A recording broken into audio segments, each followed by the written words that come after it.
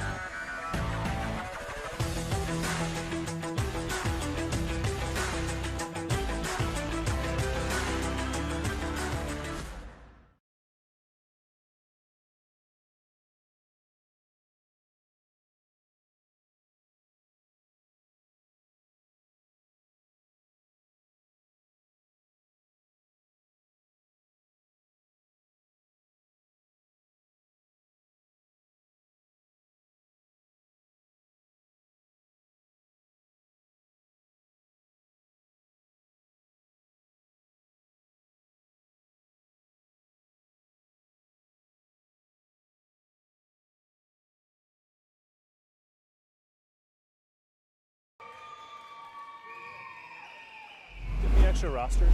Phil, extra rosters. All right, welcome back. We are here for the fourth match of the day. Hopefully you got a quick chance to go out there, grab a little bottle of water, grab your favorite snack, and be back here because we are here for another great match as the reigning NVA champions. The Utah Stingers take on the new blood, the Dallas Tornadoes, one of the two newly added 2021 teams. We're going to get both of these teams on the court here shortly. We hope you guys have been enjoying all the volleyball going on today, but don't worry, we're coming right back tomorrow, so there's still plenty left. This afternoon we've got one more game going on, and that's going to be the Ontario Matadors taking on the LA Blaze. With this team, with this match, we're going to see for the Dallas Tornadoes, we're going to see Steve Roshitz once again on the outside alongside number 4. That's going to be Luis Vasquez. We saw him playing very well yesterday, had a consistent passing game. We are going to see a new middle than we saw yesterday. That's going to be number 43, Aaron King. He played later on in the set but did not start, so he's getting the start today. We're also going to be seeing a new libero, if I'm not mistaken, and that's going to be number 11. There's a slight jersey modification that I'm trying to Oh, I think that's 17 here. Ryan Schoolthies. Yeah, that's what that is. That's Ryan Schoolthies. And on the side of the Utah Stingers, we're seeing a couple different people there. They're going to be going to some of the bench. We're going to see Enoval Romero on the outside still, alongside, I believe that's, we got Corey Metcalf in the middle, and I think Phil Fuchs. Yeah, Phil Fuchs is going to make his appearance today. Still going to see Kai wearing the libero jersey, as well as, let's see, that's going to be George Mencia on the opposite, Alex Schmelev in the middle, and then Corey Metcalf opposite of him. So they're going to be using a couple of their other guys, keep guys like Jake Langlois a little bit fresh. I assume Rusty Levaya going to get some time to relax here as well. So a couple new guys from the Utah Stingers to keep an eye on. We know what they can do. Sometimes they're off to a little bit of a slower start, but they definitely know how to find their way. You know, they know how to control a match from start to finish, so we'll definitely be paying attention to what some of those other pieces that we may not see as much, and see how they contribute to the greater Stinger swarm over there. And on the side of the Dallas Storm, once again, brand new team, so this is only their second match here in the NVA, so they've got some new faces testing out today, and we'll see how those guys slot in. This should be a good one, Matt. Yeah, definitely. I think it's going to be nice to see the Stingers get some reps for maybe their second squad, and to see how the Tornadoes kind of match up against the reigning champions from last year's event in Salt Lake City. Good pass by Kai. They're going to the backside early on there. George Mencia makes a block move that gets past. Sorry, I was a little out of sorts there. That's a dig touch by Enoval Romero out the back of the court. That's going to be a kill. Paul Clark, I did not see snuck in there into the lineup. And he'll be playing outside, I believe. Yep, he'll be the second outside.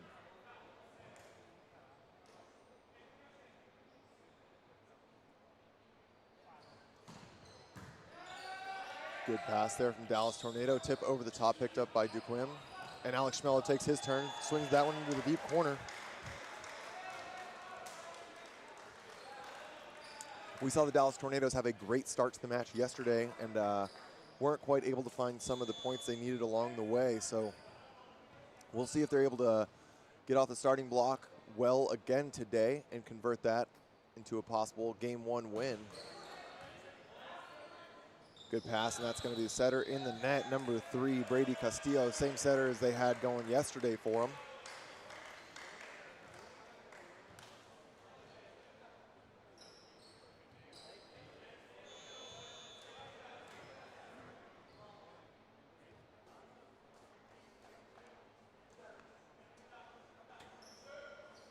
Paul Clark with another big jump serve, pass by Roshitz, goes back, and that's going to be a terminal block between Schmelev and Romero.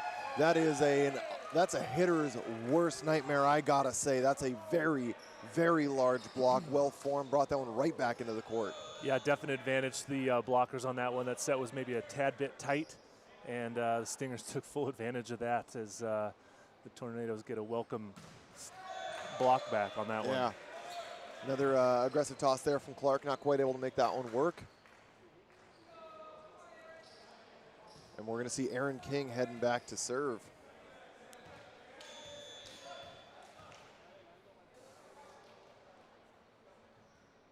A great jump serve, and that's going to be aired out on the side of the Stingers. Romero takes a nice chop swing. King digs that one up. Roshitz is going to have to take ball number 2. And free balled over by Castillo. Back set to George Mencia. That one's blocked and picked back up by Romero. Kai feeds it out to the outside, and that one's going to be swung over the net. No block there. Got to get over the net for that one, and that's going to be a point for the Stingers. We've been saying it quite a bit today, Nick. You know, on the block, making sure that you're penetrating the net. This is some high-level volleyball. Guys are swinging the ball hard, and if you're not over the net, you're not going to block the ball back down on their side of the court. It's going to go down between you and the net itself. So. Absolutely. Now we see Metcalf making his entrance in. He got to play a couple points last night, but this time he's getting the full match nod. And that's a good use there by Hernandez on the right side, going a one-on-one against Romero. Romero a new addition to the Stingers now? Yeah, so he's going to be from the Cuban national team. Played I think the 2014 World Cup with them, and huge addition. So they still do have Stormfont Angata Tufunga, but he is not out here this event. Well said by you. Lots of off-season reps. Got that one nailed down. George Mencia uses the outside hand there, and he's going to get that point. Mencia, we said his name a lot last year in Salt Lake City. What do you think about him? You expect a lot of action out of him today? Yeah, you know, George is one of those guys that you can tell that he might have been a bit more of a physical player in a couple younger years, but his hitting percentages and his overall effectiveness are absolutely a massive and integral part of the offense of this Stingers lineup. And where I think he really provides so much value is his D-ball. And now that we see him back row, you know, that's a tough miss serve, but definitely look for him to get activated. Leo Durkin loves to go back row to him. So I think George is a very, very big part of this offense. Now where I think the Stingers are lacking, I'll be curious to see the overall impact, is they don't have too many middles now with owner and former Olympian Russ Holmes taking a seat. But we do see that, you know, Metcalf stepping in here as the third middle behind Rusty and Alex Shmelev. So good to see him getting some reps, see what he's able to do with that court time experience. Yeah, I agree. Last year, you know, the Stingers team was pretty dominant in that event. And to see some different faces on them, it's going to be interesting to see what they can do. And middle production is definitely going to be important with the loss of Russell Holmes. Yeah, and there's that's one of those tough, that's a good swing by Paul Clark. He knows that he's not going to be able to, with the given approach, he's not going to be able to find the court with that one. So he's looking for some high hands. But a disciplined block on the side of the Dallas Tornadoes is going to get them that point.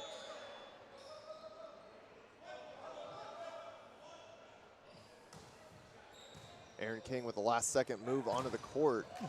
And there's Metcalf running a little bit of a back one. Leo Durkin knows how to get his guys activated, create some space, and that's going to be a nice point for the Stingers as they take the lead 8-4 into our first technical timeout here. Yeah, things have been moving pretty quick. That was an interesting little play right there that Durkin set, sort of like a back lob, but to the middle, almost a back 31. So, you know, nice to see some different wrinkles coming out of their offense with some different faces. Obviously, Durkin ran a real solid offense last year in November as well up in Salt Lake City. So I'm sure they've prepared and they've been training, and it's going to be a pretty seamless transition. But throwing in some new looks like that is going to keep everybody in this professional organization sort of on their toes. Absolutely, and you know, just to recap, you talk about how they were performing back in November. I believe Leo Durkin was the all-tournament team setter. You had Jake Langlois was not only one of the two all-tournament team outsides, but he was also the all-tournament team MVP. Yes. So, and he's not even out on the court right now. We saw him last night play against the Ontario Matadors. Had a great showing. So there is, and he's also a former USA team national player. So ample experience there. It's also important to know that, well, these teams both will have one more game tomorrow. So you've spoken about, you know, player management, you know, how many reps they're getting through this weekend, you know, one match a day. So it's important that these guys do rest up when they get the opportunity to, so that they're fresh, you know, for the next match, or if something was to happen that they do need to get inserted, they're ready to go. Absolutely.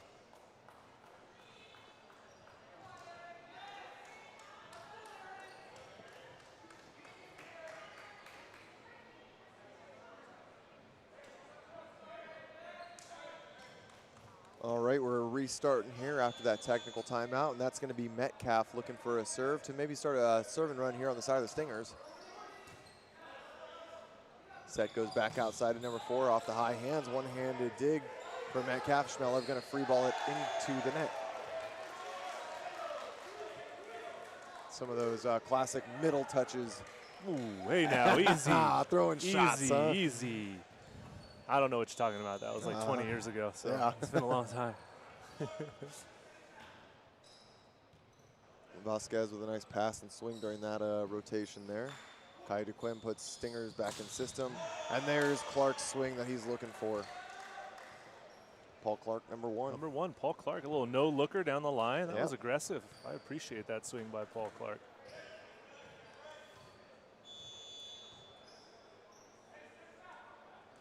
Durkin goes for the short float taken by Aaron King. Castillo goes to the outside to Hernandez. Block touch is called. Castillo now goes right back to him. And Hernandez looks to swing that one down the line and unable to do so. That's 2 tough looks for Eduardo Hernandez. Yeah, nice block back by Mencia. Okay, we said his name a lot. We're going to say it a lot today, I feel like, as well. But his right side block, you know, is a strong one, and he's going to need to get some block points today as well. There's Aaron King getting activated. That short serve taken advantage of with a nice pass there by Schoolthies, the libero for the Tornadoes. Gets Aaron King involved early.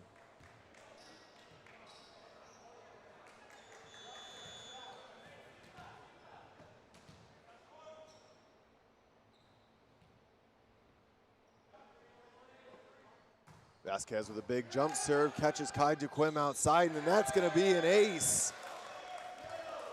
One of those things that we've been continuing to talk about is you don't really always know what kind of serves you're going to be getting from these other teams when it's the first time you've seen them, right?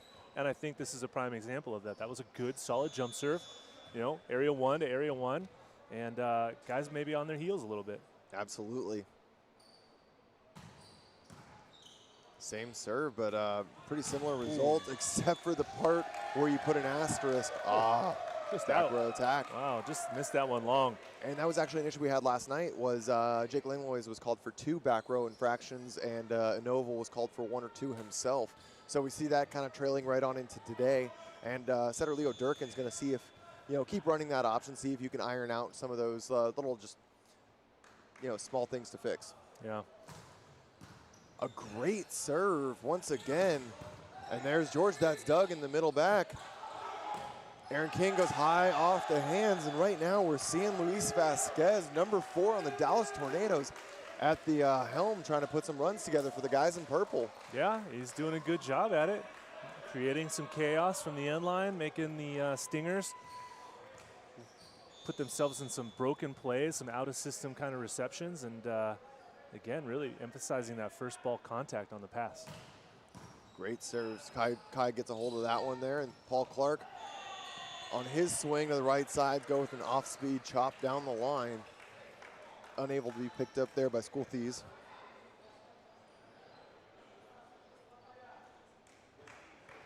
Schultes. Sorry about that. Yeah, I think it's a Schultes.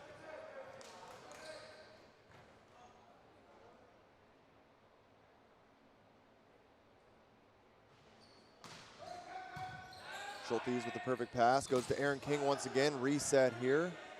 Castillo goes to the outside, and that's going to be Roshitz hitting with a lefty. That's one of those little fun facts. He's ambidextrous. He will hit right and left arm. Yeah, no, it'll be interesting to see Steven play indoors. I've never seen him play indoors before. I've seen him play on the beach several times. I actually played against him in Austin in the AVP qualifier back in 2018. Fortunately, I came out on the better end of that match. Yep. But, you know, he's a very good athlete. He's been playing a lot of volleyball. And, yeah, that's one of his better, you know, kind of skills is that he's ambidextrous. Definitely must make the beach matchup a bit of a chore when you're trying to show and take and do all sorts of blocking stuff. Definitely throws another wrinkle into the whole equation for sure.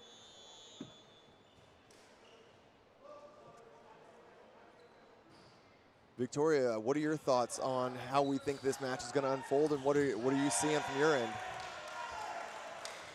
Focus on their serve and pass. They are respecting every team in this league, and they need to stop the middle on the Tornadoes. Tornadoes, they need to control their side and be able to stop the outsides, and they have to stay disciplined in their defense. So we're looking for that for this match for both sides, looking to get this win. Nick, back to you.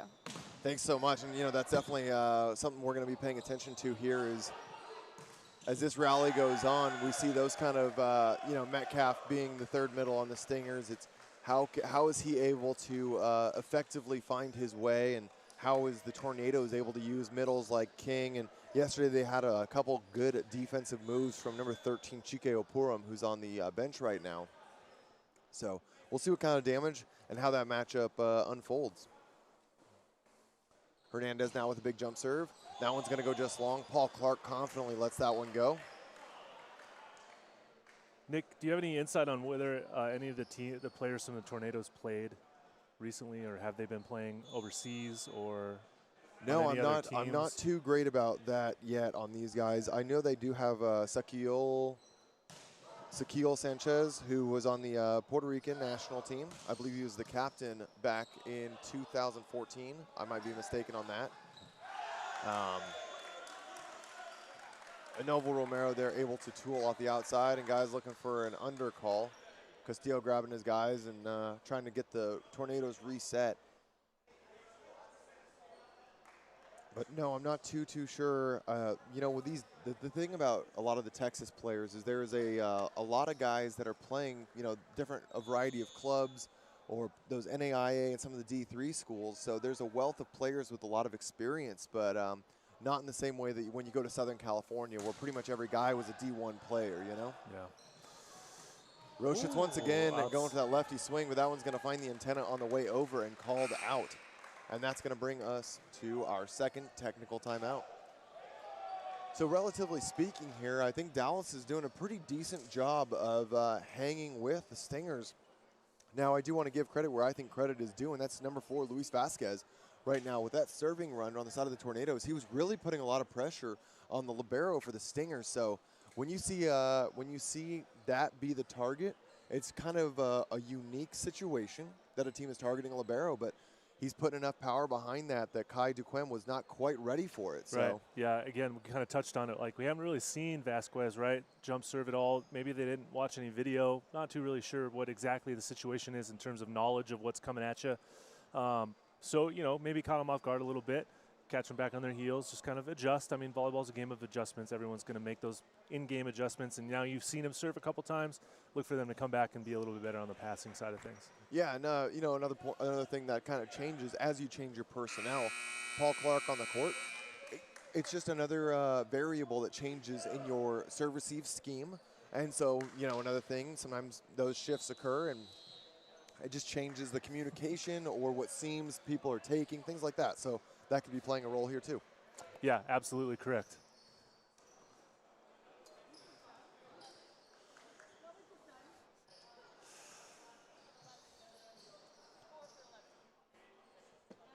On the side of the Dallas Tornadoes, they're a little bit smaller in stature, so I would love to see them try to get some back row involvement as well.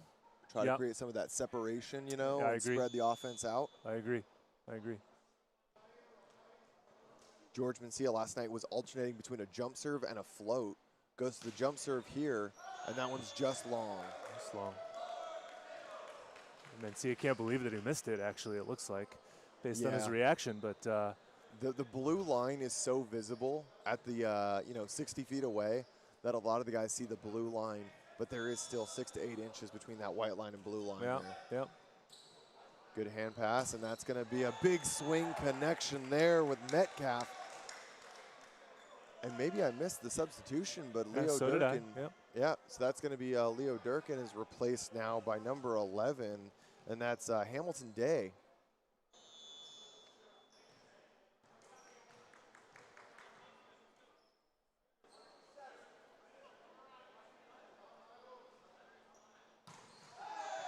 Noble misses that one in the tape. That's back-to-back service errors from the Stingers. Luckily, in this situation, they've got a 4-point buffer that they're able to work with a bit. But, again, last night, they're serving in the first set. I think they had somewhere around 8 or 9 missed serves in the first set alone. Wow, so really? It was pretty egregious.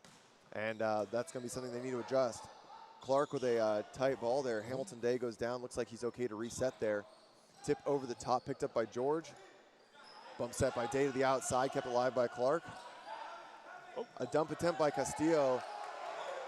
Able to get underneath of it, and the rally continues. Tornadoes to the outside, and Vasquez looks for a swing, high hands, doesn't find it. Honestly, it's ugly. Not the prettiest rally, I was going to say too, Nick. It was not pretty. I do like no call that on Hamilton's. Yeah, cover. It was a bit of a reaction play. I think it's okay. I mean, obviously it's not perfect, but you couldn't really tell if it was a dead straight lift or just reactionary. Well, also it was on his forearm. I had a great look at it. It was on his forearm. He had a closed hand. There was no open hand contact there that is usually associated with the lift. So I'm all for it. Tornadoes go back to Vasquez. Swings for that angle, not able to find it. And this is similar to what we saw yesterday, where the Tornadoes open up. They're able to manage that 3 to 4 point difference, and then slowly, as some things don't go their way, They've got to find a tool and a way to side them back out when Roschitz is back row. Yeah, but again, they need to incorporate a BIC. Right now they're running their opposite on a BIC attack, and they're leaving no one out of the back row, the back side of the court, right side of the court, or a back row attacker. So offensively speaking, they just need to work on their kind of their offensive system a little bit here. Yep, and that's going to be a timeout called as there is a 7-point deficit created. Stingers feeling a very comfortable lead right now. They're just focused on keeping those, everything light, get some of the other guys on the team some experience right now. But Victoria, what are you seeing on your end? Thanks, Nick. Yeah, the Stingers are being very aggressive at the service line, as we can see right now. At the end of the day, the Tornadoes just need to put a ball away. They're getting passes and sets, but their outsides and right sides really need to make a connection with their setters. Back to you, Nick. You know, I don't think there's a better way to say it. Plain and simple, you've got, at the end of the day, if you want to compete at this level of volleyball, you do have to be able to terminate on a swing. Yeah, absolutely. I think you sometimes I try to paint a pretty picture with the words, and I think, Victoria, you're cutting right to the chase there, and I couldn't agree with it more. I think it's hitting the nail on the head there. So we'll see if Tornadoes maybe catch a little bit of a breath, have a conversation about how they're going to play the rest of this set, and maybe come into set 2. Yeah, create a little momentum like we've been saying all day long, you know. Develop a plan, create some momentum so it can carry you over into the next set. Good dig there by Metcalf. Clark swings high and doesn't find a touch that he's looking for.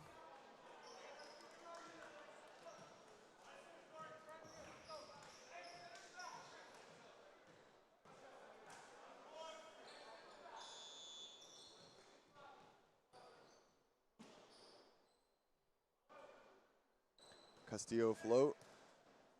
Clark misses his target a little bit, but George Messia is going to hit a little standing down ball, and Tornadoes are back in system now. See if Hernandez can get something done, and that's going to be a solo block for Clark into the face of a back row Roschitz trying to cover up his front row hitter. Yeah, that one's he was in the right spot coverage-wise, but just kind of hit the wrong part of the body there. Yeah, little wake-up call. Yeah. Hamilton Day now to float. Vasquez airs it out in the middle of the court, and that's going to be Roschitz taking the second ball. Hernandez takes a swing there, and Alex Schmelev queued up with George Mencia. Another terminal block. We're seeing pin to pin right now. The Stingers have the number of the Dallas Tornadoes. Yeah, nice, well-formed two-man block by the Stingers. Not letting Hernandez get anywhere near the court with his attack line, and now we're seeing Mencia come out and kind of catch a breather for number 2. Of course, Carson Henninger. Carson Henninger. Good off the net run there for King. Good dig by Kai. Another punch dig by Anoble. Carson follows that one all the way, but you love to see Aaron King, number 43, that middle mismatch that we heard Victoria talking about earlier. You know, could they take advantage of it? Could they create one? And right there, we see Aaron King able to get a point. Yeah, the Tornadoes got to manufacture something out of their quick hitters in their middle attack. Size-wise, it evens the playing field a little bit, but if you don't set them, then they can't score for you. So. And your favorite thing starts with a pass. Yeah. So after a successful first service run with Vasquez, he's not able to get one going here. Serves that one long.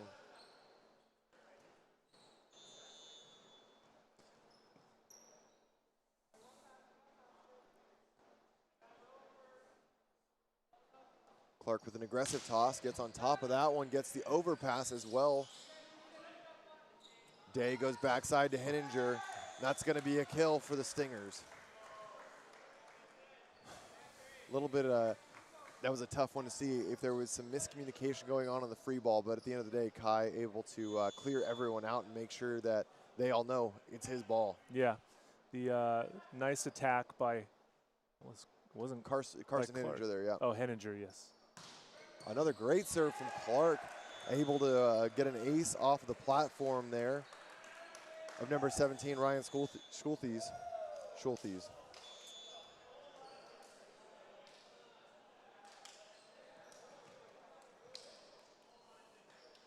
What do we got? What was the final score on that one? 25, I believe 15. 25-15 was the score of that set. Yes. All right, there it is. You know, there's some certain advantages to having the seats that we do in the house. Not only are we front row for some great level volleyball, but we got plenty of resources and a great ref staff here helping us out with the NVA. Can't say enough about this crew. We've got top of the line people here. Always nice whenever we have a question. Just one quick head nod away. That's going to be a tough one for Dallas Tornadoes. They've got to really, you know, manufacture something. And right now it really looks like Steve Rochet's trying to string the team together, whether he's setting a second ball because they're out of system or trying to take a swing. We've got to see, you know, Aaron King has created some offensive pressure in the middle. But I think you need to try another outside maybe or another right side Hernandez. Well, yeah, I think you just got to, first of all, you got to pass. You know, you got to involve your middle hitters when you can and as often as you can without forcing it, right? We talked about it briefly. You know, the offensive systems that the Tornadoes were running, you know, you got to have a back row attacker every single time, whether it's a big or a back row right side attacker. Yep. Okay. And then you got to create some kind of rhythm with your front row outside hitters as well, which I didn't quite see that being there yet. So whether it's just an amount of time in the practice gym or placement of sets, I'm not entirely sure. So it's just something that may need to get worked out. You know, you work the kinks out eventually over time, and you know, it's only match number 2 for this squad, so they still got a ways to go, and you know, be able to figure it out, you know, as they come along. Yeah, and I mean, that's one of the things you keep track of, right, is they just had their tryouts this year, so this team isn't more than 4 months old. So yeah, not only are they new in the NVA, but they're new in their origins. So it's a good weekend to come in, get a little bit of a check, see where you're at, what you need to improve on. Yeah. And I think step number 1 is passing. Yeah, Don't for get sure. one of those, I mean, they did a great job serving from the end line, right? Number 4. Yeah, Vasquez. You know, Vasquez got a couple of aces, put some pressure on the Stingers early, but then they just couldn't replicate that, you know, throughout the rest of their servers. Yep. And then again, got to pass, right? Just need to iron out some of the kinks again offensively. Didn't see any blocks, you know, any real, you know, blocks back to the ground. Maybe a couple here or there, but nothing that really stood out. So, you know, again, it is early on. Team's 4 months old, right? So, you know, growing pains, you know, for sure. And you're also playing against a pretty solid squad over here from, you know, the Stingers, even though it's, you know, a little bit of a piecemeal second squad team. This is how it's going to be. Well, you know, that's what I kind of wanted to touch on. So we didn't get a chance in November to see much of these their bench players, and so now we're really getting a look at what guys like Hamilton Day, Carson Henninger, what kind of stuff they can do. You know, Clark out there, and so I think this also gives a little bit more respect to the Stingers when you see guys that are playing at a good level and making it happen on the court as well. Well, look, depth is important, you know, no matter what sport you're playing. You know, you're at this level, you're at the top level of the sport. You have to have depth in case someone goes down, someone's not feeling 100%, for whatever reason, matchups, okay? And if you don't have the depth, you're not gonna go very far, right? Right. You're seeing some depth here from the Stingers. It's good to see some new faces getting some time on the court, earning some familiarity with, you know, the pace of play, you know, connections with the other hitters, things along those lines as well. So, and we've seen that along the, you know, across all the teams all weekend long. A little bit of that limit testing, as I call it, and figuring out how far you can go, who can do what. Yeah. And there's a difference between some guys that don't have great practices, but they're absolute monsters in game, and you've got some guys that are practice players that really just, you know, the limelight gets on them and they get a little bit of the that antsy stage. Right. You know, and now that Russell Holmes has retired, that brings the average age of this team down a little bit because he was getting a little bit, you know. Just taking shots at Russ while he can't. Yeah. I've known Russ for a long time, and so if he could hear me, he would laugh and chuckle too, and then he would just call me old too, so it's fine. But no, but you know, again, to touch on the player management kind of thing too, when you have an opportunity to play some second squad guys, it's great reps for them. Absolutely. Right. Nothing like, you know, it's one thing to be able to prepare against your first string in the practice gym because you know what they do. So it kind of creates an artificial sense of gameplay, I guess. No. But when you're able to go play another club, guys you haven't seen before, you really have to learn how to dynamically problem solve on the fly, and that's some of the most important reps I think players get at a high level. Definitely, I couldn't agree more, Nick. But again, also good strategy-wise from the Stinger side to realize that they can get some playing time for their second squad guys instead of just riding their horses and breaking them down more, and then maybe not having them be 100% for the next match. So, you know, well done by those guys. Now as we see teams lining up, it looks like everything is going to stay the same for the Stingers the way they finished, with one small adjustment, and that's going to be Chandler Baugh, the libero that was lights out for the Stingers in Salt Lake City, making an appearance. So Kai DeQuem will go ahead and take a seat. On the side of the Tornadoes, it looks like they're going to be running it back with the same squad as well. Yeah, I remember Bob playing libero for the Stingers up in Utah, and he was great. Yeah, he did a really good job. Quick set outside here to Clark, able to get a touch. Yep, seen there. Again, I like that the Tornadoes are looking to establish King early. Didn't quite find the point with a dig there from Novo Romero, but definitely a good look all the same. Vasquez with a good pass, and he's the recipient of the set. Ball comes through the middle of the court. Set back outside to Clark. Second time's a charm, too. Yeah, Clark really making his presence felt, you know, through the front row for the Stingers. That's 2 straight kills for him.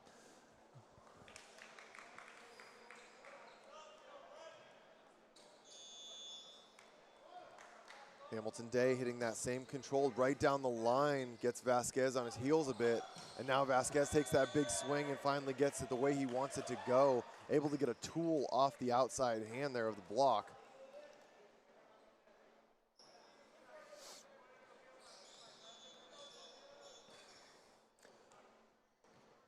And now that's going to be Brady Castillo, the setter.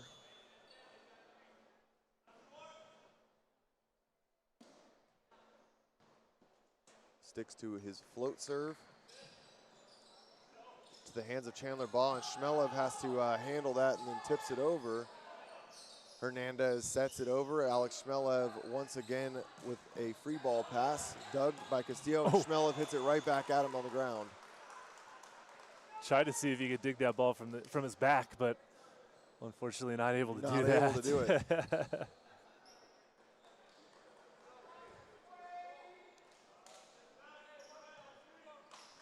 Shmelev, one of the few guys here that's not from BYU. He's a Grand Canyon University. He's a Lope. Wow, nice. Go Lope. What is that little thing to do? Is it that? I don't know. I couldn't tell you. I only know the UCI one. All the hand signals. What's the I'm not going to go into it. I'm not going to get into it. I'm going to leave that one yeah, alone. what's that one? No, we're not the 49ers anymore. We're the Beach. Oh, that's right. Yeah, 49ers got axed. Unfortunately, I am a 49er. I played as a 49er, and it will always be a 49er. Big serve there from Vasquez. Once again, that one trails just long. But that's the same aggression. You know, he's hitting some aggressive serves. And right now, I think a couple more guys on the team that have a jump serve need to maybe try to start finding that as well. Right. Yeah. If you're struggling to manufacture points, you got to find it from somewhere. And if you're going to miss, you know, conservatively, that's one thing. But if you're going to miss while jump serving, like, that's important, right? And that's a lucky break for the Stingers. Little miscommunication on the Bic route that we were talking about. We want to see, and Tornadoes look for it there. Vasquez not ready, but does send a smart overhand ball into the corner that Shmelev overruns pretty significantly. So. Yeah. Again, that's just, you know, familiarity, playing with each other, you know, for more than 4 months, which we've got a big discrepancy here between these two teams in that category. Absolutely. And now Henninger takes a swing, looks for that angle, not quite able to find it. And that's going to be a point for the Tornadoes.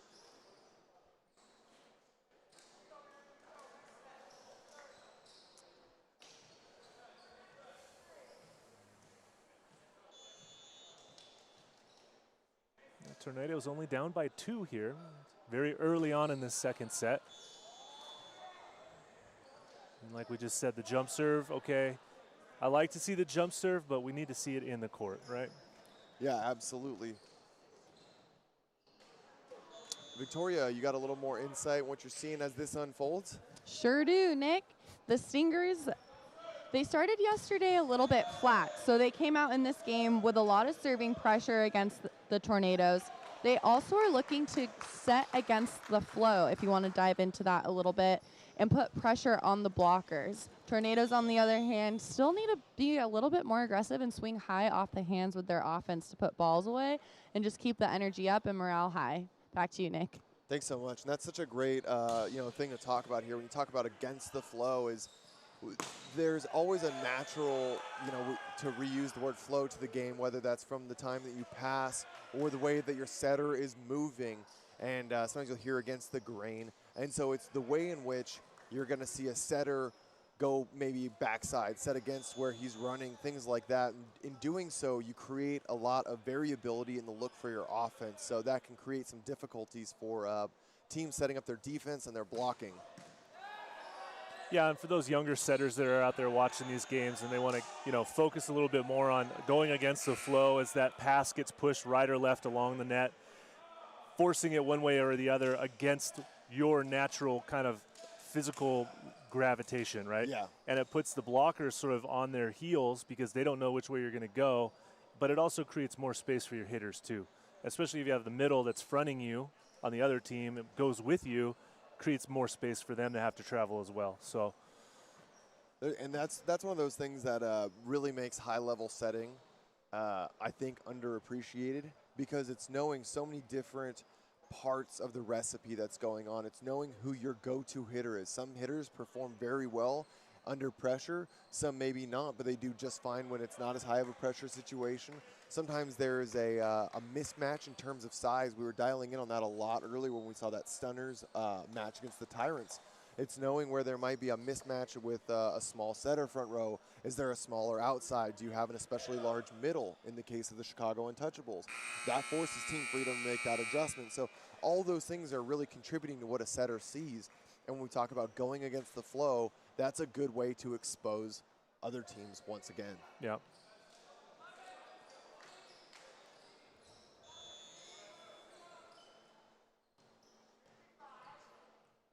Anovo Romero has been almost exclusively jump serving this weekend, so I don't see anything that's going to stop him here now. Gets the overpass, taken by Clark.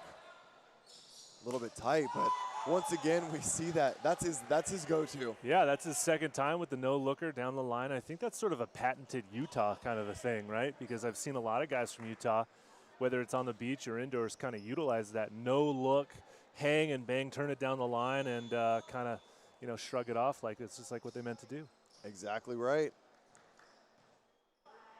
Handled well by Day as well. It was a little bit tight on that pass, but still able to shoot that one out with some great speed. Good pass by Roshitz. Goes outside and he goes for that lefty swing once again. Hernandez looks for the recycle, but not the touch he wants, and that's going to be jammed deep, taken by Romero. Goes back to the middle, dug by Hernandez. Roshitz goes for the big route. Vasquez ready this time and gets the touch. Nice little point there for the Dallas Tornadoes, Yeah, able to find a variety of options. Exactly. Nice to see them kind of manufacture a broken play transitional point, right? Bailing out the team by Vasquez coming out of the back row pipe, right? Getting a good swing there. It's important for them. You got to see them get those points, those longer extended rallies, if they want to have any kind of a hope or glimmer of light to possibly take a set or force some late score runs, things like that. Wow, huge up. Oh. Not able to put that one together. It was a nice up there by the libero. Schulthes. I'm going to mess this up every time. I'm going to go talk to him after this match. Schulthes. S-C-H. It's that. Schulthes. Yeah, sounds easy to me. Yeah, well, say it. Yeah, just be better, right? The favorite volleyball, input you ever get. Just, hey, be better. So one of those, in terms of the be better, one of those things I really do like, we just saw there in that rally from Roshitz on the side of Tornadoes, is that he was not content just free balling a ball that he wasn't going to be able to get a swing on one rep there. So he made sure to go up, get an aggressive tip over, push it deep, and make stingers react to it in some way. So many Team Freedom, I do want to kind of, to go back to that last match, kind of be critical. They were free balling a lot of balls over still, using their platform. Guys were okay, just kind of airing it out, trying to reset.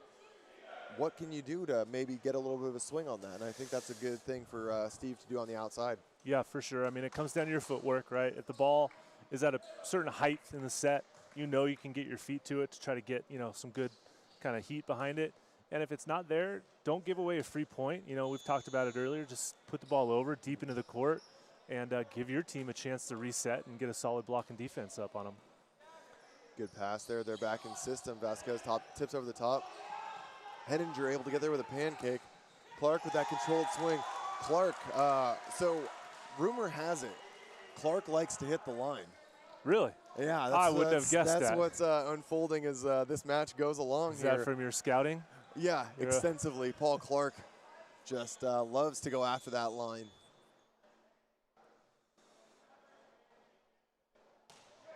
Metcalf going cross court, keeping Vasquez as his target. Now Hernandez goes up for that D-ball, dug by Metcalf down the line. Day slings it backside. Henninger rolls over the top. Kept alive by the Tornadoes, not able to get that third contact. Just unfortunate for the Tornadoes right there. I mean, that was a nice swing by Hernandez. But a better dig, you know, and they got the ball over, and then the ball just kind of ping-pongs around, and they're not able to get it back over. So a little disheartening, you know, for the team in purple, but, you know, not a bad play. Victoria, what are you seeing? We're giving a lot of input over here, but what are you seeing on your end? Thanks, Nick. At the end of the day, bottom line is that the Stingers are putting over twice as many balls away. They're on the board right now with 19 kills overall in this game, and Tornadoes have 7 overall. So that's really the difference maker here in this match. Back to you, Nick. Thanks so much. Getting those numbers inputted in kind of help paint that picture that we're seeing and understanding the severity of the disparity between the two teams there. Yeah, and you can see the Stingers really emphasizing the big attack, you know, the back row quick attack going right there. Unfortunately, it didn't result in a point for them as the ball was hit out of bounds, but you can see them relying heavily on that sort of attack pattern. Yep, and there's Schmellev now getting involved off of a nice pass from Romero.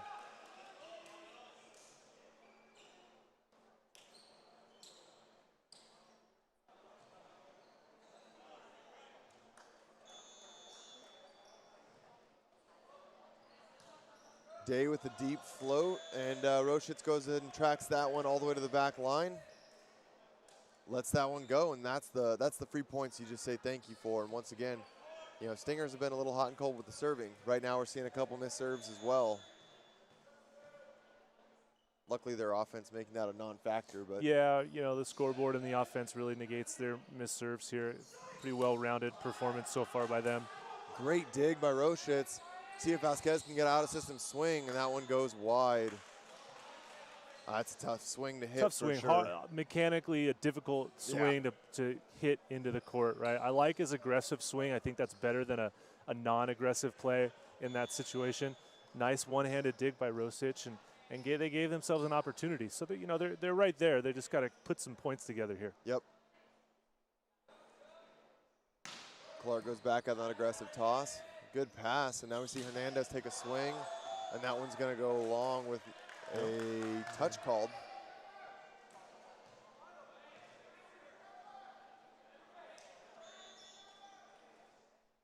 No discussion to be had. Nice to see Hernandez able to get that one to go his way.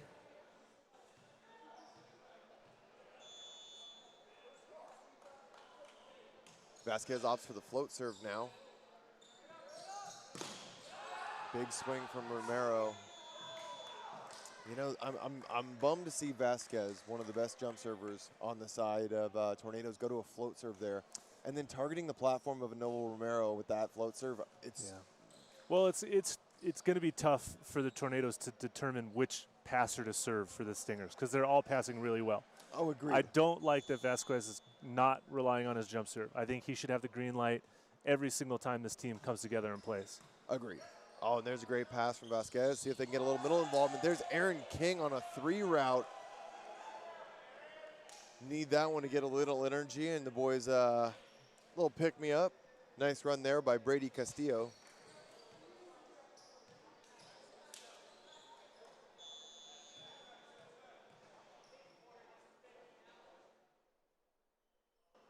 Jump serve from King. Nice pass there from Paul Clark. Goes to the backside, and that's Henninger blocked straight down. Steve Roshitz gets one. That's a nice little boon to the scoreboard, earning another real point there for the Dallas Tornadoes. Yeah, it's got to feel good to get a nice stuff down against the Stingers and bring this game within 4 points now.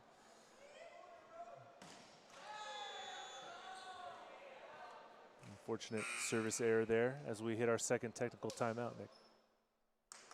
Well, we're seeing signs of life right now. The Dallas Tornadoes are, you know, they're putting some small things together. And right now, like we said, we keep talking about young team, and they're just down the street from the Texas Tyrants. So a lot of the same players, you know, being competed for with those two rosters. A little bit of a crosstown rivalry, I think we're going to see develop in some time here. But we're seeing the little pieces develop.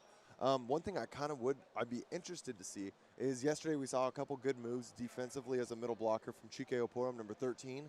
I'm wondering if that might be an option that they try to maybe make a change there. At this point, it wouldn't hurt. Right. You know, take a look, give him a chance, see how he does. He's warming up right now, jogging back and forth. He's got some nice purple shoes on, and perhaps we'll see him, you know, in the second or third set here. Yeah, I just think that, and you know, you kind of mentioned we were talking about untouchables. Like, what adjustments do you make? And you talked a lot about sometimes there's just value in having a guy that's been on the bench, little fresh blood, get some new energy, someone that's not been grinding for the last 2 sets. Get him in there, bring everybody up, kind of bring that fresh atmosphere. Sometimes it helps lighten the mood. Yeah, absolutely. I agree with you, Nick. Hey, like you said, bring in some fresh blood, get some new excitement involved, maybe a couple different reactions, a couple jokes, crack some smiles, you know, have some fun. Lighten guys up. Yeah, lighten it up a little bit. Carson Henninger looking to try to hit a serve here out of that second technical timeout.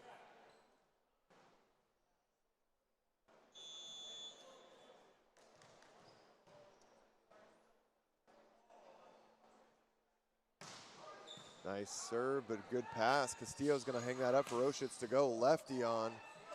Hits the ceiling, and it's going to result in a step close from Romero. Denied from the side of Tornadoes, and Henninger chips that one down the line, just goes wide.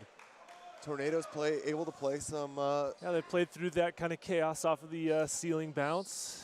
Stingers had a little miscommunication on who was going to either hit or free ball that ball back. And that was number 9, Patrick Moshicki. That was able to prevent that from coming back over the net in the middle of the rally. Tip over the top. It's going to be out of system, free ball required. Chandler Baugh takes that. Goes right back in system to Romero. Goes to his left hand, requires a tip and not be able to pick up there on the side of the Tornadoes.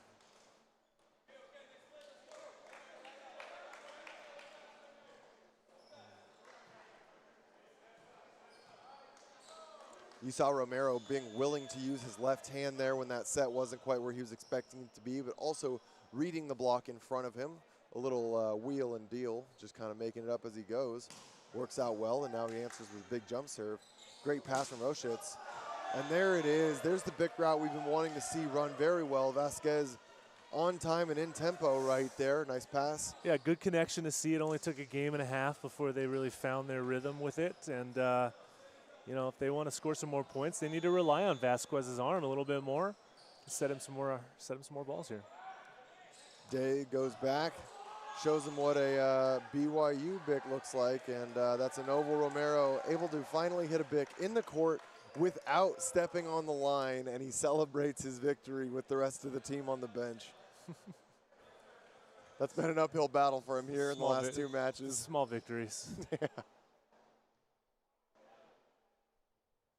Metcalf once again. Oop. Oh, there's a big swing. Another nice dig there by Metcalf. Great block one-on-one by Patrick Moshicki. A little bit of an unorthodox pass, serve receive there by the Tornadoes, but and they got it over and kind of put the Stingers on their heels, but able to take advantage of the one-man block. Oh, what did I miss? I thought that was a Tornado point. No, that ball didn't come over the net, Nick. Gotcha. Hernandez there with the D-ball. Metcalf finally gets beat after 2 digs in previous rallies, not able to get that one. Been highlighting the middle blockers playing defense most of the day today. And there it is, Metcalf, a guy that really is a great utility player here for the Stingers, plays middle and opposite, does whatever the team needs. Shmelev takes that pass. Romero step close out of the middle back, swings wide, and I think that's a little bit of the reason why they were all celebrating. Yeah, a little inconsistent on the back row attacking by Romero, but the the athleticism is definitely there. It's just a connection issue, you know. Yep. You can see they're trying to emphasize getting the reps to them while they're all together here in this game, and you know, just find the court with it, and they'll be better off in the long run. That jump serve is going to go long, but again, I'm happy that we're seeing the jump serve trying to apply a little bit more pressure. You know, they're a little bit more in striking distance so far, only 5 points down, with a nice pass from Vasquez. Hernandez hits that D-ball. That one's going to go long. Was there a block up on that? I don't even think there was a block up there. I'm not sure if there was. I think Clark was late, just had deprioritized that in his blocking responsibilities, but Vasquez once again with a good pass. Hits the high hand, and unfortunately, Chandler Ball, there is definitely no Blonzik from Untouchables, Yeah, and that one's going to go over his head. If he had a couple more inches on that, on his frame there, he could have gotten that ball up, but I think he max jumped and just missed it by a fingernail. Yep.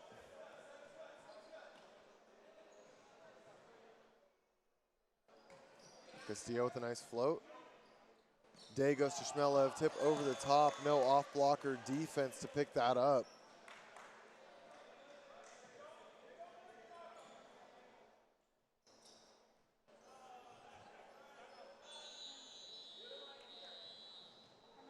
And that's going to be a timeout for the Dallas Tornadoes. Once again, you know, I think we're seeing some of these late game timeouts.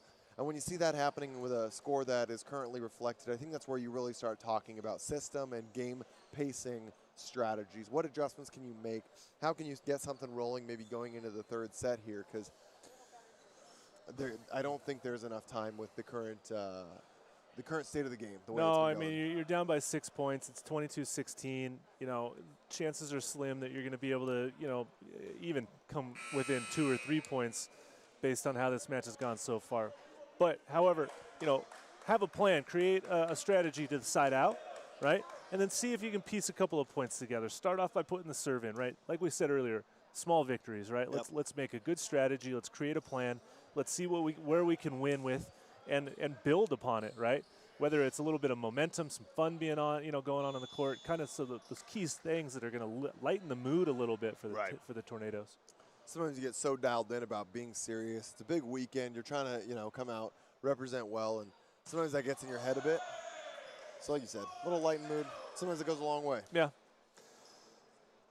Also, I think it's one of those things that makes volleyball so interesting as a sport is that because there's a mandatory score rule, that's not something that occurs in most other sports. And so you're going to be on the court, you know, and so the emotion is so important here. Right. Yeah, it can be deflating when you're down by 8 points, you know, but it only takes 2 or 3 serves like that really to create some momentum on your side, and it can turn into more points. I'm so glad to see that he went back to that jump serve. Yeah, he never should have gone away from it. No, yeah. Absolutely not. But you know what? That is the anti-Stingers libero jump serve we're seeing. He's just targeting him, whoever's in middle back right now, making it work for him. That's all right. Like we said, you know, we touched on it a little bit earlier today, but a good thing to cover. When you talk about an ace ratio, the one that I've always heard is 1 ace to 1.5 errors. You had said 1 or 2, and we're right in the same conversation. Reason being is the serves that are not aces, if you're serving aggressive enough to earn those aces, are ones that are going to do a pretty good number for you, and that's generally an accepted ratio that's, you know, worth having. Yeah, it's really more about, you know, are you creating pressure with your serve? It doesn't always have to be an ace, but how is the other team passing your serve? Is the setter on the run? Does the setter have to jump? Does somebody else have to set the ball, right? Because you're putting good serves on them that they can't return. Absolutely, and there's the ace from Alex Shmelev, and that's going to do it here in set 2 off the platform there of Steve Roshitz. It's a nice serve down the line and just caught Rosic off guard a little bit.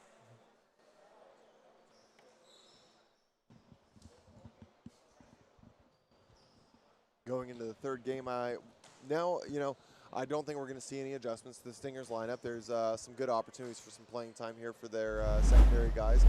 On the side of Dallas Tornadoes, you know, I'd be curious, just since we want to see what the team's got in terms of depth, and maybe this is still right now what they're feeling most comfortable with that's going to get them the best look, or the team that they really want to kind of put to the test. So there's something to be said for that as well. But, you know, I think there might be 1 or 2 adjustments that at this point, you got nothing to lose. Yeah. You know, you could give it, take a shot, put a couple looks in. But, you know, at the same time, a couple of your guys are starting to get warm up. We saw Vasquez really come out of the back row for a couple of good contacts, a good jump serve. You know, it's just that there's not a whole lot of middle attack going on for the Tornadoes. So if you're not setting them to begin with, don't change the player and then all of a sudden force the issue. Sure. Right? It really comes down to passing and being able to pass the ball up to the net so they can set quick, and they haven't been able to do that yet. You know, and it's funny, one of those things that college club volleyball really taught me was some unorthodox problem solving. And one of those things right now, if I just have some pieces of players that maybe haven't seen what a D1 system looks like or haven't participated in it, start running some combos, overloading outside through the middle of the court, see if you can catch, like just running a 2, run your middle on a 3, see if you can catch a block sleeping maybe. Yeah. And we don't see many combination swings for, you know, for a lot of offensive reasons at a high level in men's, but maybe that's something that just kind of creates some excitement, Yeah, gets a big swing. Like volleyball has this odd comparison to football, right, where it's offense versus defense, and it goes back and forth, back and forth, back and forth the whole time, right? So if you're trying to strategize with your best offense, right, in serve reception, you have to put your best players that can do the certain things that you know will work against the opponent's best defense, right? And so like you said, run some combo plays, kind of create some, you know, make some exciting creative plays that the defense hasn't seen yet. Right. Right, in order to try to catch them off guard, right, and make them make the adjustments. It's, you know, one of the things about volleyball that's really interesting to watch. Absolutely. You know, we haven't seen I would be right now talking about what have we not tried yet. Castillo, what about some dumps? Maybe just mixing things in there. But again, that's going to require a set or a pass that's fairly tight to the net. And yeah, and you got to be careful to not get the cart before the horse, right? I mean, Absolutely. There's some things that the Tornadoes can do, and there's clearly some things that they can't do. So in terms of, you know, making sure, first thing first, right, serve reception, take care of the pass, get it up into the same place consistently so that your setter has the options, right, to set an offense from the same place over and over again. Yep. And then you build your offense on top of that, right? Because if you don't have the pass, you can't run any kind of in-system offense, which puts the advantage right back to the Stingers. Yep. So we'll see if there's we're seeing a couple personnel adjustments here. So that's going to be a new middle and a new outside. So we're going to see that's going to be number 3. Or sorry, no, okay, they're keeping Brady Castillo. It's just number 20 that's going to be new on the outside there. That's Nicholas Mueller. So he played a little bit yesterday as well and was, I believe, replaced. Or I think he started yesterday and was replaced by Vasquez. So we're kind of seeing that undone. Okay. But Mueller had some court time yesterday. Still sort of an interesting choice. I mean, you're taking out your best server in Vasquez and trading him in for someone that hasn't played in the last 2 sets. So that'll be an interesting strategy move to watch unfold. Clearly a little bit of a size increase, and they're actually going to be putting him on the right side. So it looks like Hernandez is going to the outside. So Hernandez staying on the court still, so maybe that's a little bit of a size adjustment that they're trying to make. And yep. Hernandez goes to his jump serve there. Hernandez has got to find his jump serve rhythm. You know, he's playing outside hitter now, so he'll be attacking more from the left side of the court as opposed to how he started the match at opposite, right?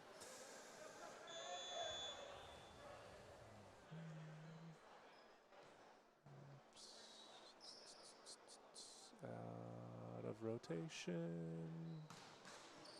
Not out of rotation, but a missed serve. So some slight confusion going on proper starting points there for the team in purple. But a little push from the coach gets the guys where they need to be. They're starting to figure it out now as trying to figure out who the next server is as well.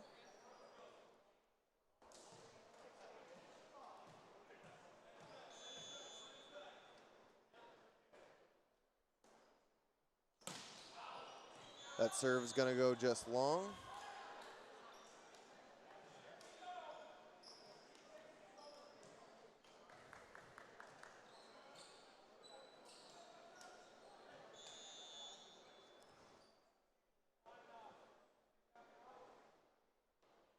Shmelev once again with the float serve. Gets the overpass that time. Castillo. I don't know what okay, that's what it was. It was over. I was going to say he had to have wiped. There's no way that physical movement got a set to the outside, and that's because it was off of the the hands over the net there for the Stingers. But that was a heck of a swing by Roshitz all the same. It was, yes. Although he won't get credit for the kill. Nope. Tight pass by Clark, but they make it work. That one's going to swing just wide over the shoulder there of Corey Metcalf.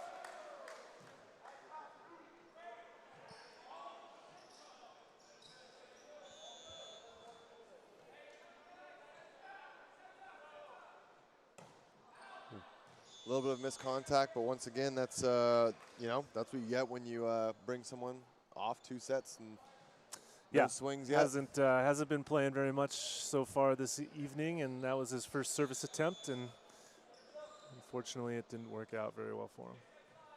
Carson Hittinger now looking for his jump serve. Nice swing. Little collision there on the court, but Steve's going to go up and get that big left-handed swing, but that's shut down by the combination block of Day and Metcalf.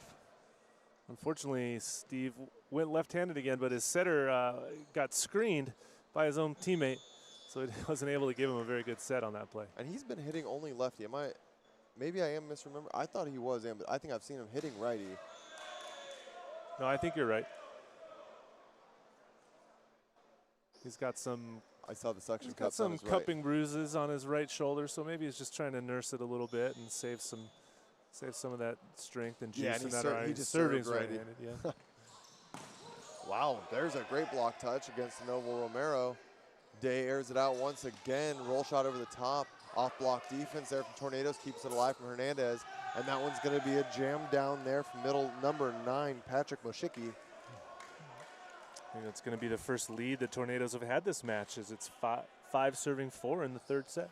There it is, finding a little bit of energy.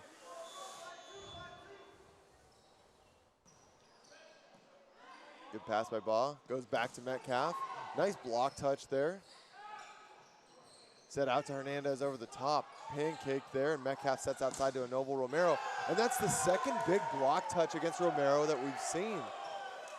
Yeah, I'd like to see Romero kind of change his attack line a little bit. He's trying to hit the ball a little bit too straight down. Tornadoes know he's getting sets. They've had 2 or 3 guys in front of him the last couple of swings, and he just needs to swing more towards the end line and not so quite straight down. Yeah, well, here's his opportunity. Still a big block touch, same swing we're seeing all over again. And there's a nice cutback by Moshicki. And Castillo, that's a net. No. Oh, I thought I saw that was an oval. No, that was a net on the Tornadoes on his way up. He just tickled it and got caught red-handed. Or purple-handed, depending on how you want to call it.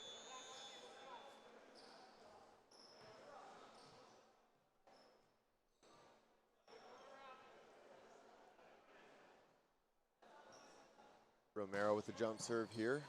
Good pass. See what they can do with it. Hernandez takes a big swing, covered by Roshitz. Another second swing, and that one goes wide. No hand there for Metcalf.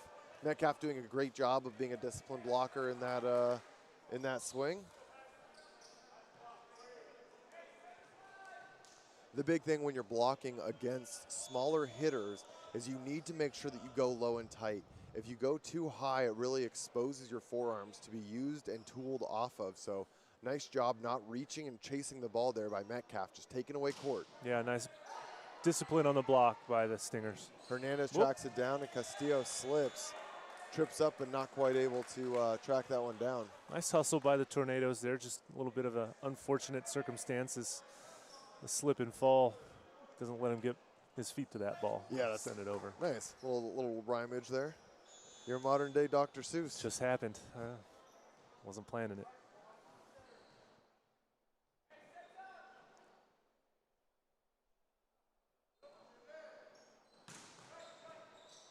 Roshitz airs it out, and now that's going to be a set backside to Mueller. Dug by Romero, perfectly in system. Metcalf in transition there. And that's going to take us to our first technical timeout at 8-6. You okay? Yeah, a little hiccup there. We've had the games, backing up back to back. We got a pretty quick turnover over here. We're doing our best to make this one happen. We are. We're on match number 4 out of 5 today. You know, we started today at 9 a.m. and we've been going since we got here. We haven't had much of more than a 30-minute break between matches. It's a great way to live, I got to say. These are the weekends that I live for. Well, you're doing a great job, Nick. Hey, I'm just here to compliment your knowledge and just talk fast. It's a winning combination, I'd say. Yeah, and, you know, definitely grateful to have Victoria Dennis joining the broadcast and getting some unique insight from someone that's seen so much volleyball as herself.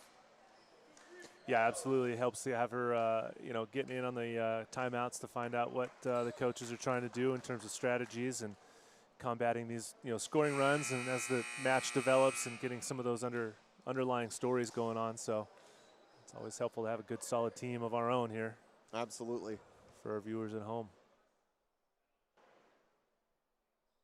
Novo Romero has been doing a great job controlling. You know, it's funny, for someone that's having so much trouble with getting his back row in system going, he's doing a great job from the service line. Right. Yeah, so that just means to me that it's a tempo issue. Yep. You know, understanding when to start your approach, where the ball's going to be. Basically, a back row quick is highly timing dependent. So, Steve Roshitz gets a great pass there, and the team celebrates. A little bit of a missed contact, but a great point nonetheless. Get the middles involved early on. A kill is a kill. It doesn't matter what it looks like or how hard it goes down or if it's just a paintbrush. And that's what we saw right there. I got to say, when you said a kill is a kill, I was really hoping for our second Dr. Seuss poem. Not quite yet. Nice swing by Clark there, goes into that angle. Taking advantage of having a back row middle blocker.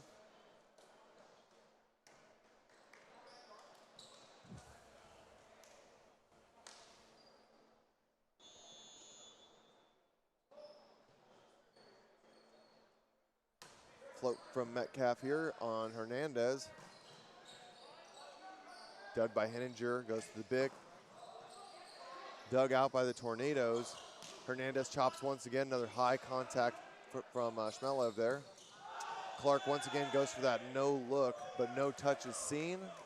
That's going to be a point the way the Tornadoes. A nice disciplined rally there, finding a couple good swings on the outside is Hernandez. Yeah, Clark just kind of overran that set a little bit, kind of came in underneath and couldn't quite adjust enough to get that ball in the court. Castillo with a float into the hands of Clark.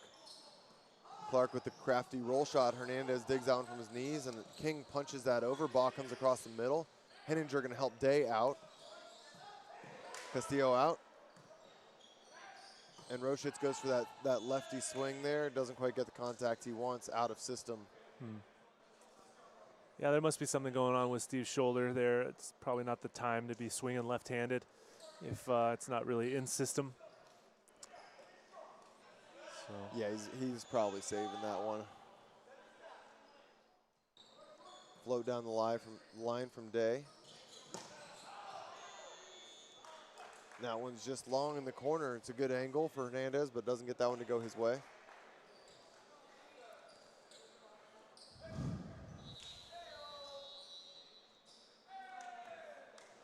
Timeout called on the side of the Dallas Tornadoes here.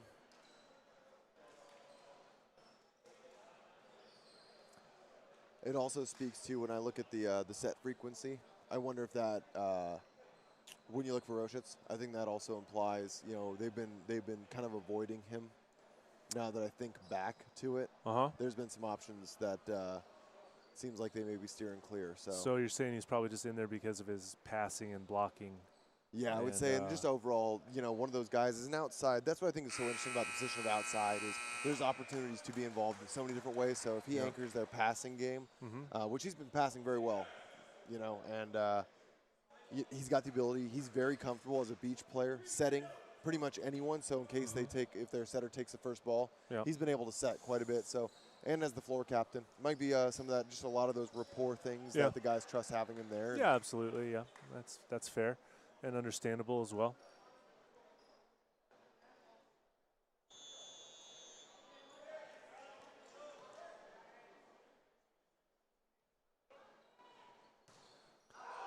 Day's going to serve that one long.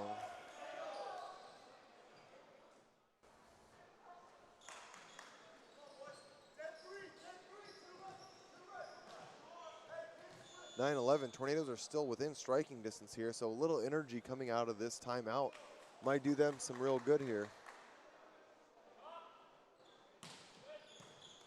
Good pass by Baugh in system. There's the pick from Anovo Romero, but once again goes out. They just cannot get it to work. Yeah, they're really trying to get some quality reps with that, kind of like some game time looks, and that was really close to being really perfect. He just hit it out long by probably 3 inches. Timing-wise, it looked great. It's just, I just needs more reps at it, that's all. Hernandez with a nice swing, good pass once again. Little back set there to Shmelev, tips over, and Hernandez roll shots.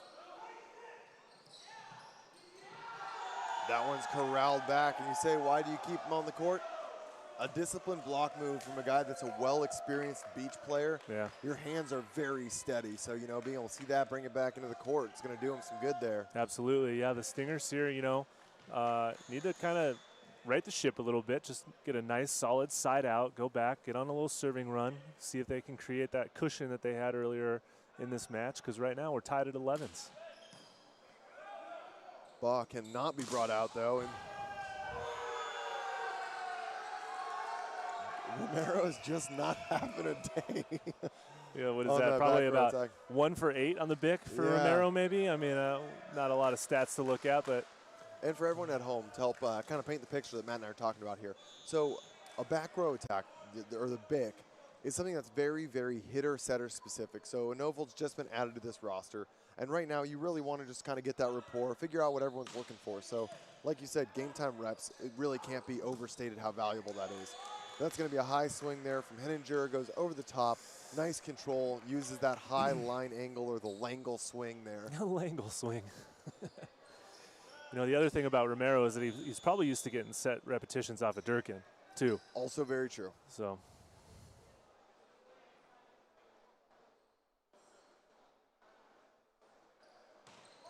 Clark with a big jump serve, great up by Hernandez.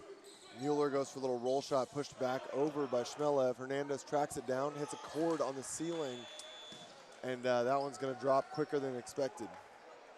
That ball hit the metal wire that runs across the gym for the netting to separate the perpendicular courts.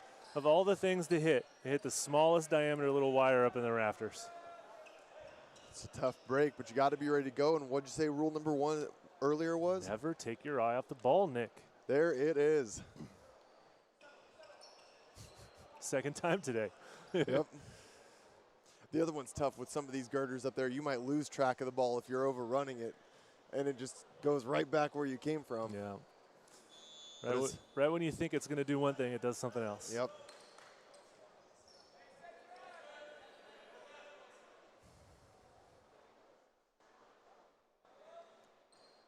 Clark's really had a stellar serve so far. Good pass, and Mueller goes for a little stutter step, swings deep into the court, and gets the block, though, on Anovo Romero as he comes back. Tornadoes have a bit of the number right now from Romero. Yeah, he's now in the front row, so you don't have to worry about him getting any hitting errors out of the back row, but that's not a good start for him to, come across into the front row now. Aaron King with a standing float, finds Baugh, and that's going to be a little interesting hand work there from Day. Slings it back to Henninger, but once again, we see those steady hands from Roschitz, gets over the net and pushes it back into the court. I love to see when he's being disciplined like that. It's a good move. Aaron King with the standing float that time, not able to get it over the net. It doesn't help the cause when you miss a standing float serve from the end line. 14 all, a few points away from that second technical timeout. I was about to say maybe the Stingers should call a timeout, but they let him off the hook with that miss serve. Shmelev scored an ace earlier on. See if he can get another one now. Great pass from Hernandez.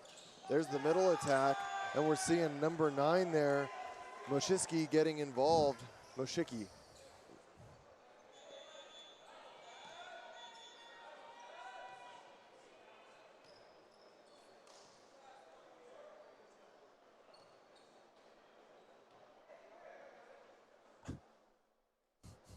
Have a little miscommunication getting our floor swept up here. Little motivation issues. But we're here now.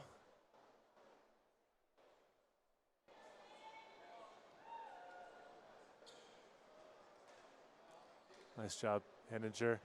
Get in there and do it the right way the first time. Just there to make sure that, you know, wet floor, that's one of those most dangerous things when guys are in full approaches. That's a great way that you see knees and things like that getting injured. So yeah, these guys not leaving anything to chance. No, definitely not.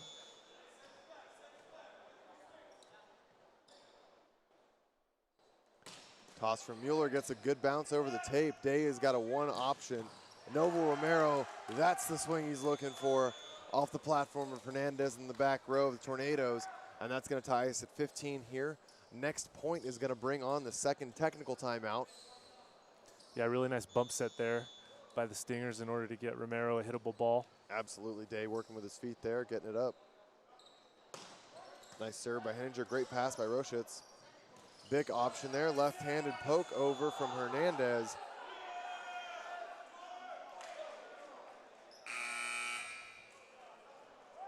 And that one's gonna hit the ground, scoring a lead here at 16-15 for the Dallas Tornadoes. Right now we're seeing a little bit of that fire that's been kind of lacking. Yeah. Finding ways, you know, it doesn't always have to be the prettiest when you score a point. It doesn't. A point is a point is a point. You don't get a point for looks. Right. Right, Nick? You get a point for finding the floor, okay? And so here we've got the Tornadoes with a lead at 16-15 for the first time this match. Stingers have kind of, you know, maybe turned it down a couple of notches, right? They've made a couple hitting errors, a couple silly setting errors. Maybe they kind of need to get a little more refocused from their coaching staff and say, look, you guys, come on.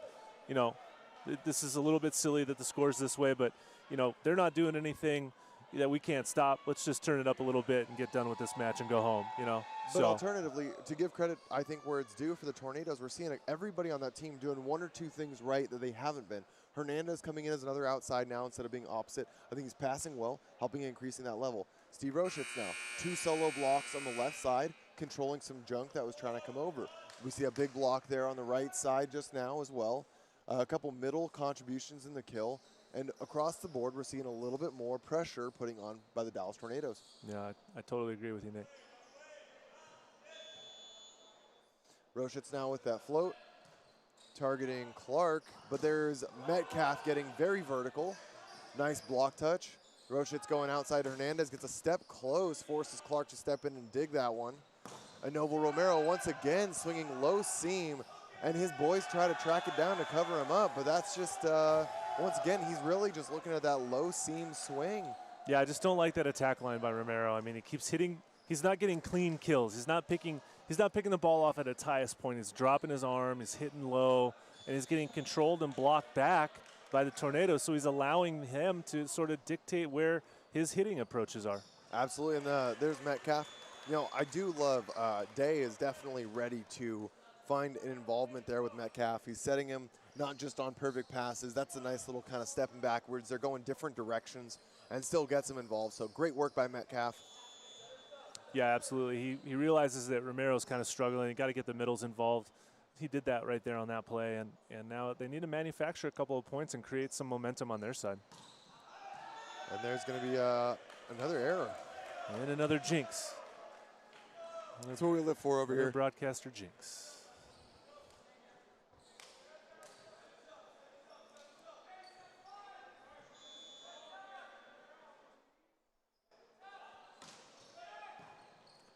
Chandler fires it up.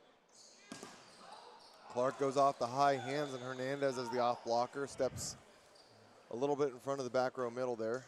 If I'm the Stingers right now, I want to set quick as often as I can. And after that, I want to go to Clark as often as I can. Okay. Clark has been he's been hitting at a high percentage. He's got that nice high line shot that he relies on heavily. You know, and Henninger is the opposite. Yeah, give him a couple bones, maybe not so much in the back row, but more in the front row. But the Stingers have allowed the Tornadoes to create their own momentum, and you're seeing that now. They're starting to swing a little more freely. They're scoring points. They're in it together. They're invested, and Stingers need to kind of counteract this, or else we may be finding ourselves going to a 4-set. Yeah, and I think Hernandez is doing a great job. Really, that switch to the outside is proving to be quite valuable for them. Noble Romero with a good pass, and that's going to be a kill for Alex Schmelev out of the middle. Hey, once again, there you said it. Middles first. Middles first. Get that quick point. Move on. You know, put in a good serve and make the Tornadoes side out. Roach, it's there with a good hand pass going back to Hernandez. He's been able to manufacture most of the points for the Tornadoes, but the double block of Clark and Shmelev able to get a nice, disciplined, well-formed block, get over the net, and shut that one down early. Yeah, nice well-formed block by Shmelev. Must have learned that from Coach Worley down there at Grand Canyon University.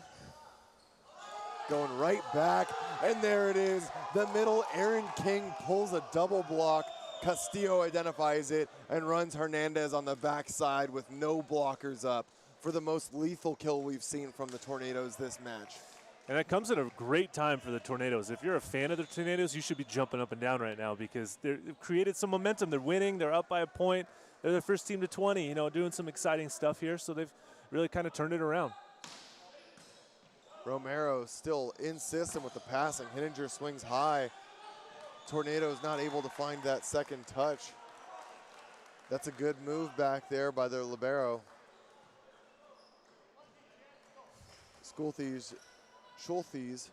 I got to write that one phonetically. Schulthes. I don't know how you would write it phonetically. S-H-O-O-L. Schulthes. Wow, Clark has just been on one from the service line. It's going to be a free ball coming over from Mueller. Day goes to outside, and there's the third terminal block. In case there was any curiosity, low seam is not open. Not a good choice. Victoria, what does it look like from your view down there? Thanks, Nick. Yeah, the Tornadoes were able to get back into this game because their offense was finally clicking, putting pressure on the Stingers' defense. But now, you know, the last 5 points of the game, it's a race of 5 points. Who can minimize their errors and execute on offense? Thanks, Nick. Absolutely, the race to 5 has begun, and Shmelev determined to find his points there. That's kept alive. Tornadoes reset it. Hernandez brings it short, and a quick set back out to Romero. Once again, a nice block touch covered. Castillo goes backside to Mueller. Mueller tries to take a big swing, and Alex Shmelev is really cleaning up on the side of the Stingers. Shmelev with another key block at the right time, man. That's 2 in a row for him in probably the last 3 or 4 plays. Really making his presence felt at the net. Still a great rally from the Dallas Tornadoes. Definitely determined to see that point through. Tied at 21 all. Game number 3. Shmelev with the float once again. Good pass by Hernandez. King goes, reset here. Day goes to the outside. Romero gets that one to go his way. We're seeing a really some solid touches here, though, extending some rallies from the Tornadoes. Romero, that's almost just a breath of fresh air. It's nice to see Romero finally get a clean kill after a lot of deflections and blockbacks. Couldn't have come at a better time if you're a fan of the Stingers. Yep. And that couldn't have come at a better time if you're a fan of the Tornadoes. 22 all. Shmelev just wants to keep it interesting, I suppose, and serve that ball into the net, so we've got another tie. Oh. Timeout called on the side of the Stingers. Congratulations, Dallas Tornadoes. You have forced the timeout.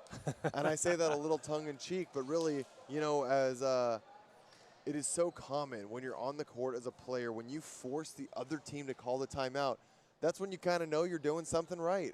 And so as a quick little late game gut check right now, the Stingers are feeling a little bit of a lack of confidence that the way they're heading right now is the direction that's going to get them a late game win. So their coach decided he wants to take a breather, get them all together, and recenter the move from the Stingers here. Yeah, obviously confidence and momentum is on the side of the Tornadoes right now, even though we're tied at 22 all. You know, the Tornadoes have turned up their intensity. They've leveled up a little bit. They've put some premiums on their left side attack and their middle attacks as well. So, you know, they've put themselves in a good position to see if they can sneak out a Game 3 victory here. And that's, I believe they're spearheaded by Mike Daniel, and if I'm not mistaken, he is the assistant coach at BYU. So that's been a nice little offseason upgrade that you won't see on the court. Perfect pass. Day goes back to Romero, and that's another hitting error. That's going to be, I think we're at double-digit hitting errors in one game for him right now. I wouldn't be surprised if that was the case. You know, he really needs to figure out his attack lines because right now they're not really working super well for him. Mueller goes back and hits a good one. Baugh really fighting to keep the Stingers in it here. Free ball comes over. Baugh once again battling with it, and that's going to be under. No under called. I had a clear line on that one. Day gets away with a lucky point there because he was well under the net on that one. Well, fortunately, the referees enjoy watching good volleyball, and making an under call at this point in the match probably wouldn't go over very well. Very true. So they must have missed that one. That's going to take us tied 23. Oh, wow. Day forces the overpass. Baugh resets the offense. And there's another block into the low seam. Novo Romero just cannot find a way to hit over the net. And if there was any doubt that number 9, Patrick Moshiki, has him down, he's got his number. Yeah, man. Victoria, what do you got for us? Disciplined defense needs to happen right now on both sides, and swinging high and deep, as you can see from number 17. They can't be swinging down into the block. That's not how you're going to get points, especially at this level of the game. Swing high off the hands and play disciplined defense when the games are tight. Back to you, Nick. Thanks so much. You hear it from us here first. I think all 3 people on our broadcast team have a variety of experiences, and we're all going to tell you with a high level of confidence, you got to go high hands, swing into that seam. Low seam is not a level, it's not a swing that's going to get you points at this level. Yeah, that's agreed. Oh, but he redeems himself. There it is. That's that will be a way to score some points, though. And like I said, you know, regardless of what's going on in his swings and system here, he is absolutely killing it on the service line. So we have our first match point, Nick. Oh, but not yet. Little icing coming down from the side of the Dallas Tornadoes, seeing if they can catch a breather. I like that timeout call by the Tornadoes. You don't get to take them with you. Nope. So you might as well use it. And you saw a fun little game happening between our down ref here and the coach for the Tornadoes, waiting as long as possible before he knew he was past that point of no calling the timeout. Yep. Little gamesmanship from the coaching staff as well.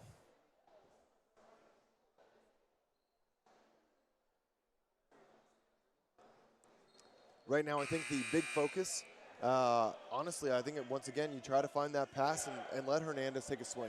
He's really been the offensive authority right now, and even though, you know, he's a little bit smaller, he's definitely going to be the go-to for Castillo here. Yeah, you know, there's really only 2 available hitters in this rotation for the Tornadoes, as they have a front row setter. So I wouldn't expect him to go quick. I'm pretty positive, you know, you could bet the farm that he'll set Hernandez.